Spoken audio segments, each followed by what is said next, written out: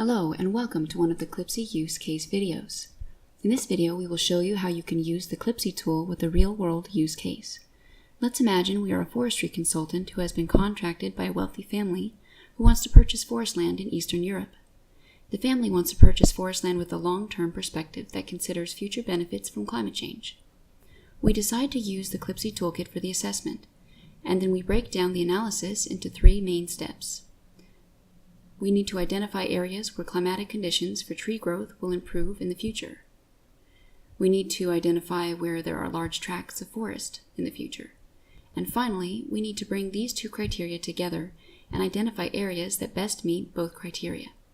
So let's switch over to the CLIPC portal. Don't forget to log in with your Google account because otherwise you will not be able to save your results. Now let's begin with the first step. We can click on the toolkit tile over here and then here to get to the indicator map viewer.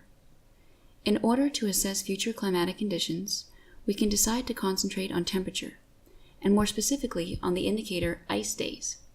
Our simple assumption is that trees will only grow when temperatures are above freezing. Consequently, we want to assess where ice days are decreasing in the future.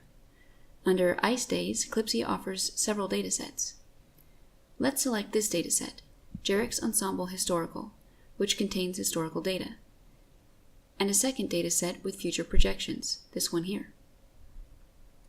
Next, we can go to the Active tab, select the two indicators, and click on Combine this map, which then takes us to the Combination Tool interface. Now, we have the two datasets next to each other. As time period, let's choose 1971 to 2000, and on the right, 2071 to 2100.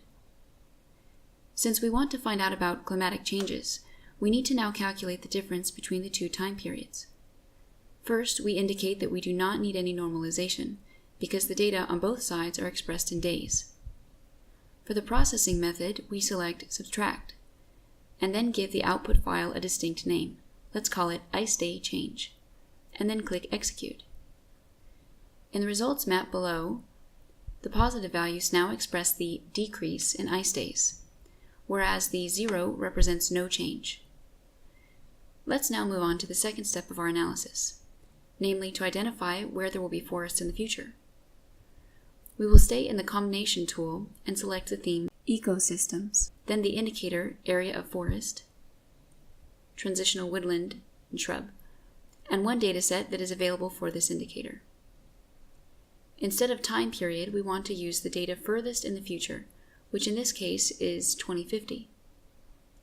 What you have to do is first select a time period, then deselect it, and then use the time slider on the bottom of the selection mask.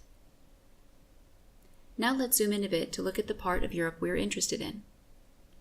What we see is the forest distribution in the year 2050, which concludes our second step. The third step now consists of bringing land use and climate change together. We will keep the forests on the right and now bring in our previously calculated ice day change indicator on the left. To do this, we select My Data under Theme and then look for Ice Day Change right here. The two indicators have different units. One is in days and the other in square kilometers. We therefore need to normalize the indicator values. For simplicity, let's select Min-Max as the normalization method, which will transform all values to a scale ranging from 0 to 1.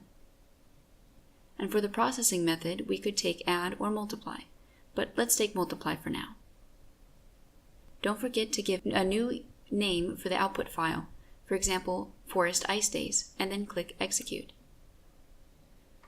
What we see now is a clear indication of preferable areas for the forest purchase.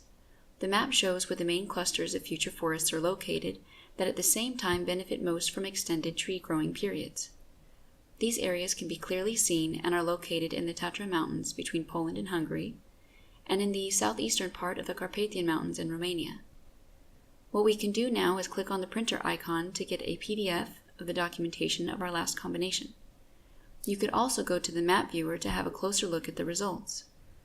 We can also click on My Data on the little sidebar that comes out of the CLIPC logo here, which takes us to our data basket.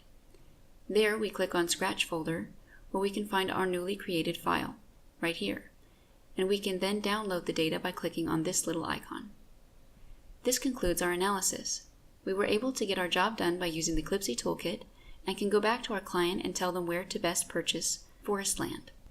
Please keep in mind, this was a very quick and rough analysis.